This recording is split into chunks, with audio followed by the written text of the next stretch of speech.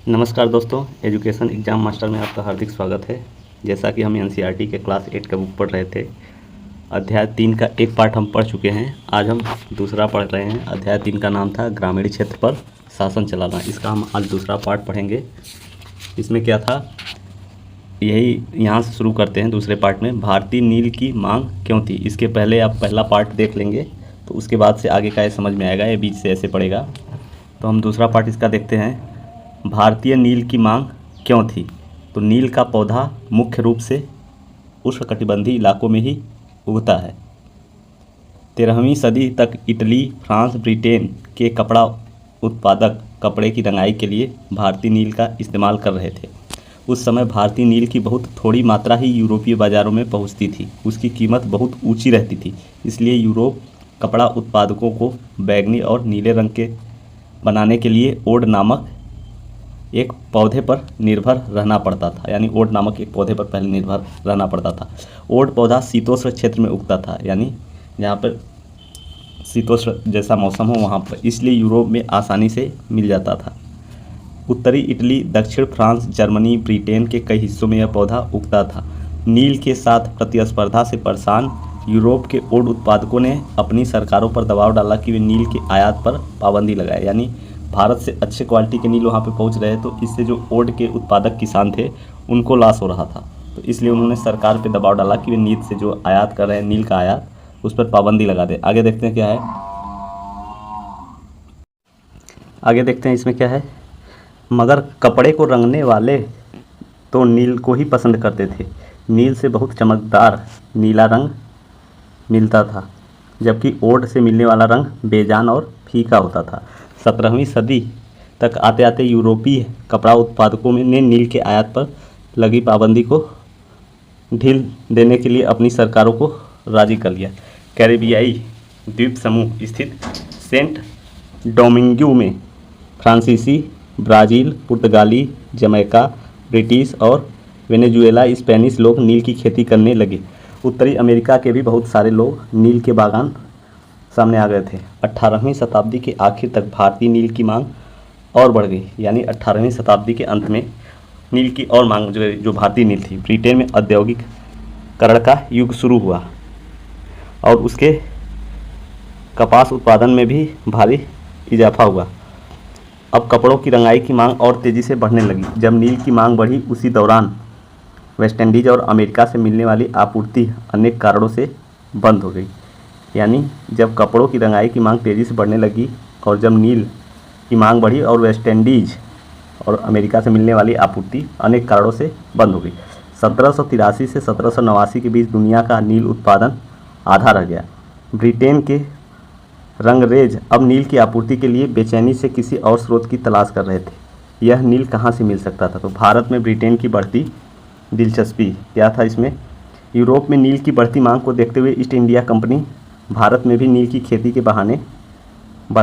खेती बढ़ाने के रास्ते ढूंढने लगी। आगे क्या है इसमें, यहाँ क्या दिया है, बागान क्या है। तो बागान एक विशाल खेत जिस पर बागान मालिक बहुत सारे लोगों से जबरन काम करवाता था। कॉफ़ी, गन्ना, तंबाकू, चाय और कपास आदि के विषय में बागानों का जिक्र किया जाता है। आगे देखते हैं क्या है। ब्रिटेन में बढ़ती दिलचस्पी क्या है इसमें, क्या 18वीं सदी के आखिरी दशकों से ही बंगाल में नील की खेती तेज़ी से फैलने लगी। बंगाल में पैदा होने वाली नील दुनिया के बाज़ारों पर छा गया था। 1788 में ब्रिटेन द्वारा आयात किए गए नील में भारतीय नील का केवल हिस्सा 30% था। यानी 1788 में।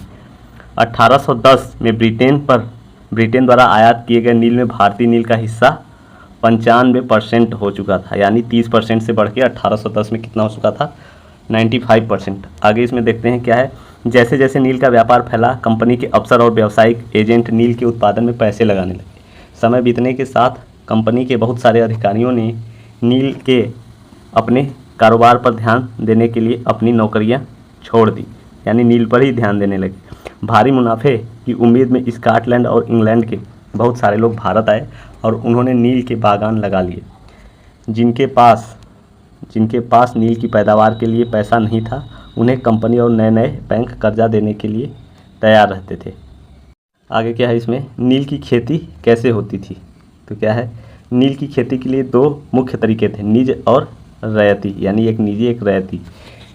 निज खेती की व्यवस्था में बागान मालिक खुद अपनी ज़मीन में नील उत्पादन करते थे, या तो वह ज़मीन खरीद लेते थे या दूसरे ज़मींदारों से ज़मीन भाड़े पर ले लेते थे और मजदूरों को काम में लगाकर नील की खेती करवाते थे। निज खेती की समस्याएं, इसके पहले ये देख लेते हैं क्या दिया है यहाँ चित्र में। चित्र देख लीजिए, इसमें क्या है, सेंट डोमिंगो में गुलामों की बगावत, अगस्त 1791, जनवरी, स्कूल लोदस्की का चित्र है यह है। 18वीं सदी में फ्रांसीसी बागान मालिकों ने कैरेबियाई द्वीप समूह में स्थित फ्रांसीसी उपनिवेश सेंट डोमिंगो में नील और चीनी का उत्पादन शुरू किया। इन बागानों में काम करने वाले अफ्रीकी गुलाम 1751 में बगावत पर उतर आए। उन्होंने बागान जला दिए और अपने धनी मालिकों को मार डाला। 1792 में फ्रांस ने अपने उपनिवेशों में दास प्रथा समाप्त कर दी। इन घटनाओं की वजह से कैरेबियाई द्वीपों में नील की खेती ठप हो गई, यानी जो विद्रोह हो गया इसके वजह से वहाँ नील की खेती ठप हो गई थी। आगे देखते हैं निज खेती की समस्याएं क्या था। बागान मालिकों को निज खेती का क्षेत्रफल फैलाने में मुश्किल आ रही थी। नील की खेती केवल उपजाऊ ज़मीन पर की जा सकती थी। ऐसी ज़मीन पर आबादी पहले से ही बहुत ज़्यादा थी, जहाँ पे ज़मीन उपजाऊ थी, और नील की खेती भी उपजाऊ ज़मीन पर ही होती थी। यहाँ वहाँ छोटे मोटे खेत ही उनके हाथ लग पाते थे। नील की खेती करने के लिए उन्हें बड़े बड़े भूखंडों की ज़रूरत थी। इस तरह की ज़मीनें उन्हें कहाँ मिल सकती थी। उन्होंने नील की फैक्ट्री के इर्द गिर्द पट्टे पर ज़मीन लेने के प्रयास किए और वहाँ के किसानों को हटवा दिया। इससे टकराव और तनाव पैदा हो गया, यानी वहाँ के किसानों को जो है हटवा दिया। मज़दूरों का इंतज़ाम करना भी आसान नहीं था। बड़े बागान के लिए बहुत सारे मज़दूरों की ज़रूरत होती थी। मज़दूरों की ज़रूरत भी सबसे ज़्यादा उसी समय होती थी जब किसान धन नहीं होगा या धान की खेती में व्यस्त रहते थे, यानी जब धान की खेती होती थी उस टाइम पे। गुलाम क्या दिया है यहाँ पे, गुलाम ऐसा व्यक्ति जो किसी दास स्वामी की संपत्ति होता है। गुलाम के पास कोई आज़ादी नहीं होती है, उसे अपने मालिक के लिए काम करना होता है, वही गुलाम है। आगे देखते हैं गुलाम इसमें क्या है, व्यस्त रहते थे। बड़े पैमानों पर निज खेती के लिए बहुत सारे हल बैलों की भी ज़रूरत थी। 1 बीघा नील की खेती के लिए 2 हल चाहिए थे, यानी 1 बीघा जो नील की खेती करने के लिए 2 हल की ज़रूरत चाहिए थी।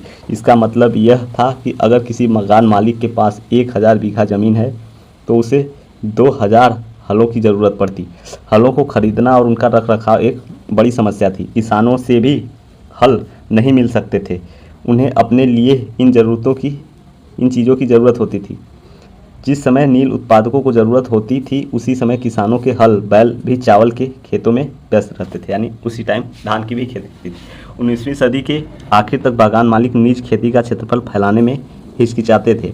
इस व्यवस्था के तहत नील की पैदावार वाली 25% से भी कम ज़मीन आती थी। बाकी ज़मीन रैयती व्यवस्था के अंतर्गत थी, यानी 25% पे ही नील की खेती होती थी। आगे देखते हैं रैयतों की ज़मीन पर नील की खेती क्या है। रैयती व्यवस्था के तहत बागान मालिक रैयतों के साथ एक अनुबंध यानी सट्टा करते थे। कई बार गांव के मुखियाओं को भी रैयतों की तरफ से समझौता करने के लिए बाध्य कर देते थे। जो अनुबंध पर दस्तखत कर देते थे उन्हें नील उगाने के लिए कम ब्याज पर बागान मालिकों से नगद कर्जा मिल जाता था। यानी जो अनुबंध था उस पर दस्तखत कर देने के बाद नील उगाने के लिए कम ब्याज पर भी बागान मालिकों से नगद कर्जा मिल जाता था। कर्जा लेने वाले रैयत को अपनी कम से कम 25% ज़मीन नील की खेती करनी होती है। यानी जो कर्जा लेने वाले रैयत यानी किसान थे उनको अपनी ज़मीन पर कम से कम 25% पर नील की खेती करनी पड़ती थी।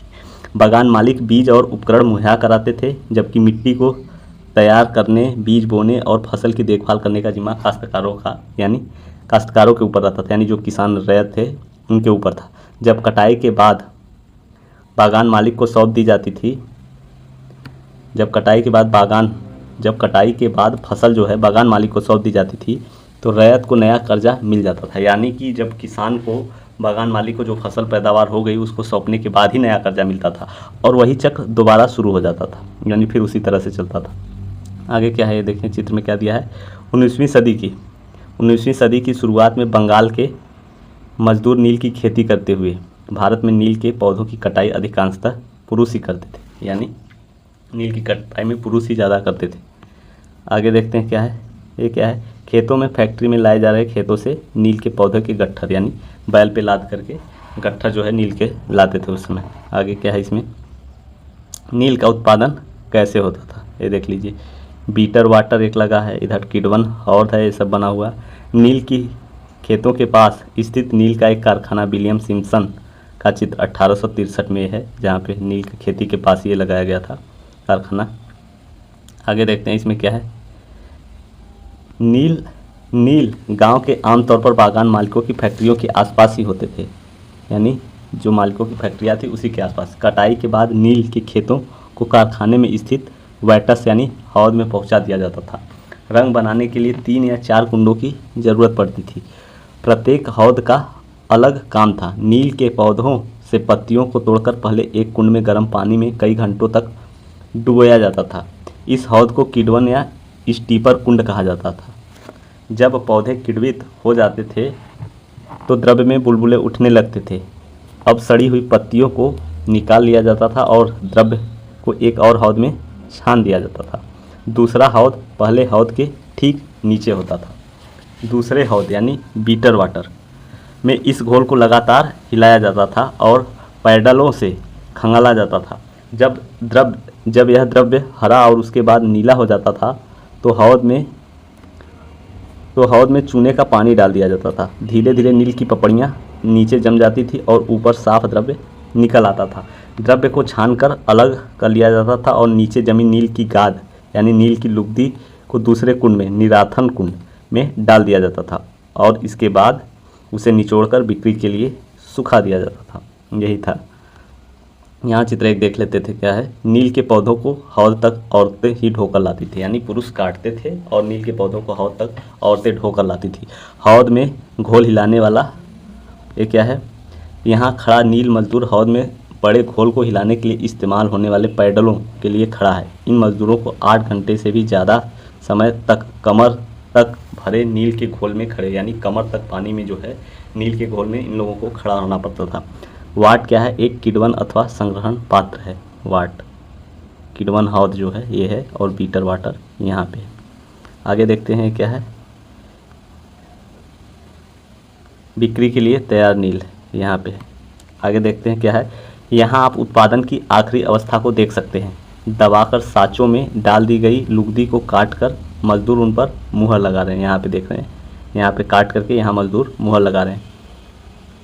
यहाँ पे मुहर आदमी मुहर लगा रहे हैं। आगे क्या है, दबाकर साँचों में डाल दी गई नील की लुगदी को काटकर मजदूर उन पर मुहर लगा रहे हैं। पीछे वाले हिस्से में एक मजदूर इन टुकड़ों को सुखाने के लिए ले जा रहे हैं। पीछे जो है सुखाने के लिए ले जा रहा है। आगे देखते हैं क्या है। जो किसान इन कर्जों से बहुत आकर्षित थे उन्हें जल्दी ही समझ में आ गया कि यह व्यवस्था कितनी कठोर है। उन्हें नील की जो कीमत मिलती थी वह बहुत कम थी और कर्जों का सिलसिला कभी ख़त्म नहीं होता था, यानी कर्ज बढ़ते ही जाते थे। समस्याएं और भी थी। बागान मालिक चाहते थे कि किसान अपने सबसे बढ़िया खेतों में ही नील की खेती करे, यानी जहाँ पे अच्छा उत्पादन होता था वहीं पर ही बागान मालिक नील की खेती करवाना चाहते थे। लेकिन नील के साथ परेशानी यह थी कि उसकी जड़ें बहुत गहरी होती थी और वह मिट्टी की सारी ताकत खींच लेते था। यानी जहाँ पे नील की खेती थी वहाँ पे मिट्टी की जो सारी ताकत थी वह नील की खेती में ही खिंच जाती थी। नील की कटाई के बाद वहाँ धान की खेती नहीं की जा सकती थी, यानी सारी ताकत मिट्टी की नील की खेती में ही चली जाती थी। फिर वहाँ पे धान उत्पादन नहीं हो पाता था। नील विद्रोह और उसके बाद अब क्या है, मार्च 1859 में बंगाल के हज़ारों रैयतों ने, कब, मार्च 1859 में बंगाल के हज़ारों रैयतों ने नील की खेती करने से इनकार कर दिया। बंगाल के लोग, जैसे जैसे विद्रोह फैला रैयतों ने बागान मालिकों को लगान चुकाने से भी इनकार कर दिया, यानी विद्रोह बढ़ता गया। अब रैयतों ने बागान मालिक को भी कर चुकाने से इनकार कर दिया। वे तलवार, भाले, तीर कमान लेकर नील की फैक्ट्रियों पर हमला करने लगे। औरतें अपने बर्तन लेकर लड़ाई में कूद पड़ी। बागान मालिकों के लिए काम करने वालों का सामाजिक बहिष्कार कर दिया गया। बागान मालिकों की तरफ से लगान वसूली के लिए आने वाले गुमास्ता एजेंटों की पिटाई कर दी गई, यानी जो लगान वसूली के लिए एजेंट आते थे उनकी भी पिटाई कर दी गई। रैयतों ने कसम खा ली कि न तो वे नील की खेती के लिए कर्जा लेंगे और न ही बागान मालिकों के लठियालों यानी लाठीधारों गुंडों से डरेंगे, यानी जो उनसे पैसा लेने आते थे उनसे भी नहीं डरेंगे। आगे क्या है, नील के किसान चुप बैठने को तैयार नहीं थे। क्यों, आखिर क्या कारण थी कि नील के किसान अब चुप बैठने को तैयार नहीं थे? देखते हैं आगे। उन्हें बगावत की ताकत कहाँ से मिली, इसमें कोई शक नहीं कि नील की खेती अत्यंत दमनात्मक थी, लेकिन जो लोग दबे होते थे वे हमेशा बगावत नहीं करते थे। ऐसा कभी कभी ही होता था, यानी कभी कभी ही बगावत होती थी। 1859 में नील रैयतों को लगा कि बागान मालिकों के खिलाफ बगावत में उन्हें स्थानीय जमींदारों और मुखियाओं का भी समर्थन मिल सकता है, यानी जो जमींदार हैं और मुखिया हैं उनका भी समर्थन मिल सकता है। बहुत सारे गांव में जिन मुखियाओं से नील के अनुबंधों पर जबरन दस्तखत कराए गए थे, उन्होंने ही नील किसानों को इकट्ठा किया और लठियालों के साथ आमने सामने की लड़ाई लड़ी। कई स्थानों पर रैयतों को बगावत के लिए उकसाते हुए खुद जमींदार गांव-गांव घूमने लगे। कि किसान को खुद उकसाते थे जमींदार इस बात से परेशान थे कि बागान मालिकों की ताकत बढ़ती जा रही है और बागान मालिक जबरन लंबे समय से उनसे ज़मीन ले लेते थे। यानी जो जमींदार थे उनसे बागान मालिक लंबे समय के लिए उनसे ज़मीन भी ले लेते थे। नील के किसानों को यह भी लग रहा था कि अंग्रेजी सरकार भी संघर्ष में उनका साथ देगी। 1857 की बगावत के बाद ब्रिटिश सरकार एक और व्यापक विद्रोह के खतरे से डरी हुई थी। यानी ये 1857 का पहले विद्रोह हो चुका था, एक घटना 1859 की है, तो अंग्रेज़ सरकार भी उस टाइम विद्रोह से डरी हुई थी। जब नील की खेती वाले ज़िलों में एक और बगावत की खबर फैली तो लेफ्टिनेंट गवर्नर ने 1859 में सर्दियों में 1859 की सर्दियों में इलाकों का दौरा किया। रैयतों को लगा कि सरकार उनकी दुर्दशा से परेशान है। बरसात में मजिस्ट्रेट एस्ले ईडन ने एक नोटिस जारी किया जिसमें कहा गया कि रैयतों को नील के अनुबंध मानने के लिए मजबूर नहीं किया जाएगा। यानी कि जो रैयत हैं उनको नील का अनुबंध मानने के लिए मजबूर नहीं किया जाएगा। इस नोटिस के आधार पर लोगों में एक खबर फैल गई कि रानी विक्टोरिया ने नील की खेती न करने का हुक्म दे दिया। ईडन किसानों को शांत करने और विस्फोटक स्थितियों को नियंत्रित करने की कोशिश कर रहे थे। उसकी कार्रवाई को किसानों ने अपने विद्रोह का समर्थन मान लिया। यानी जो विद्रोह कर रहे थे वो किसानों ने जो एक कार्रवाई का हुक्म दिया गया था, नील के लिए बाध्य नहीं किया जा सकता, इसको किसान ने अपना समर्थन मान लिया। जैसे जैसे विद्रोह फैला, कलकत्ता के पढ़े लिखे लोग भी नील जिलों की ओर चल पड़े। उन्होंने रैयतों की दुर्दशा, बागान मालिकों की ज़बरदस्ती और अत्याचारी नील व्यवस्था के बारे में लिखा।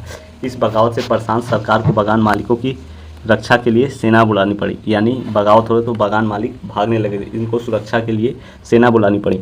नील उत्पादन व्यवस्था की जांच करने के लिए एक नील आयोग भी बना। यानी एक नील आयोग का गठन भी किया गया। किसके लिए? नील उत्पादन की व्यवस्था देखने के लिए नील आयोग का गठन किया। इस आयोग ने बागान मालिकों को दोषी पाया और जोर ज़बरदस्ती के लिए उनकी आलोचना की। यानी आयोग ने देखा कि बागान मालिक ने ही गलती की है, उन्हें दोषी पाया गया और इसके लिए उनकी आलोचना भी की गई। आयोग ने कहा कि नील की खेती रैयतों के लिए फ़ायदे का सौदा नहीं है। आयोग ने रैयतों से कहा कि वे मौजूदा अनुबंधों को पूरा करें, लेकिन आगे से वे चाहें तो नील की खेती बंद कर सकते हैं। यानी आयोग जो फैसला दिया कि आप अनुबंधों को जो है वो पूरा कीजिए, लेकिन अब आगे से खेती बंद कर सकते हैं। इस बगावत के बाद बागानों में नील का उत्पादन धराशायी हो गया। इसके बाद बागान मालिक बिहार पर ध्यान देने लगे।